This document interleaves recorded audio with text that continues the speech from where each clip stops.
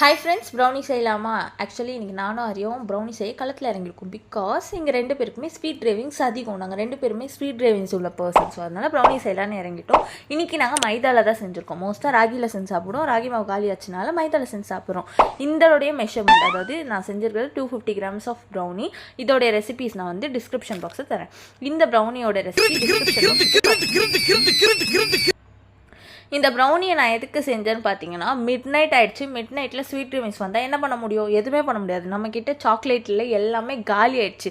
அதனால் அந்த ஒரு காரணத்தினால நான் ப்ரௌனி செஞ்சேன், மற்றபடி எதுக்காகவும் கிடையாது. அண்ட் தென் வந்து இதை நாங்கள் ஒரு வாரத்துக்கு வச்சுப்போன்னு வச்சுக்கோங்களேன். ஒரு வாரத்துக்கு நாங்கள் வச்சுப்போமா? அது எதுக்கு நமக்கு விடுங்க, அது எங்களுக்கே தெரியாது. சரி, அந்த விஷயத்தை விட்டுடலாம். வெறும் நான் ப்ரௌனி மட்டும் செய்யலை. இந்த வாட்டி வந்து நான் குக்கீஸும் ட்ரை பண்ணி பார்க்கலான்னு இருந்தேன். பிகாஸ் வந்து குக்கீஸ் நான் ட்ரை பண்ணதே கிடையாது. மிட் நைட்டும் ஆயிடுச்சு. வெறும் ப்ரௌனிஸ் மட்டும் செஞ்சு சாப்பிட்றதுக்கு எனக்கு விருப்பம் இல்லாத காரணத்தினால நான் குக்கீஸ்க்கும் இறங்கிட்டேன். எப்போவுமே நீங்கள் புதுசாக ஒரு பேக்கிங் டிஷ் செய்கிறீங்கன்னா தயவுசெய்து மைதாவில் செஞ்சு பழகுங்க. அண்ட் தென் நீங்கள் வந்து ஷிஃப்ட் ஆகுங்க, ராகியோ வீட்டோ. அதுக்கு அடுத்து நீங்கள் அதில் ட்ரை பண்ணி பாருங்கள். வேணா அப்போ தான் உங்களுக்கு பைண்டிங் சிஸ்டம் என்ன லெவலுக்கு வருதுன்னு உங்களுக்கே தெரியும்.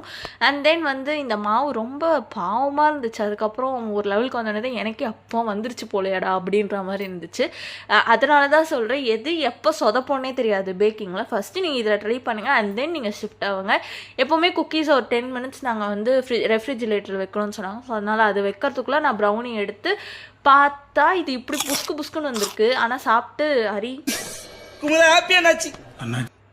ஸோ இது என்ன மிஸ்டேக் ஆகிடுச்சுன்னா, நான் ஒரு எக்கு போடாமல் 2 eggs போட்டேன். ஸோ நீங்கள் எல்லாருமே ஒரு eggs போடுங்க 250 grams. கொஞ்சம் ஆர்வ கோளாறில் அப்படி தான் பண்ணி தொலைவேன் நான். அண்ட் தென் ப்ரௌனிஸ்க்கும் நான் ரெடி பண்ணிவிட்டு ரொம்ப சூவியாக இருந்துச்சு ப்ரௌனி. இந்த என் சேனலில் நிறைய பேர் சப்ஸ்கிரைப் பண்ணாமல் பார்க்குறீங்க, சப்ஸ்கிரைப் பண்ணுங்கள். இந்த மாதிரி நிறைய வீடியோஸ் வேணால் கீழே நான் லிங்க் கொடுத்துருக்கேன், அதை பாருங்கள். Like, share, subscribe. பாய்.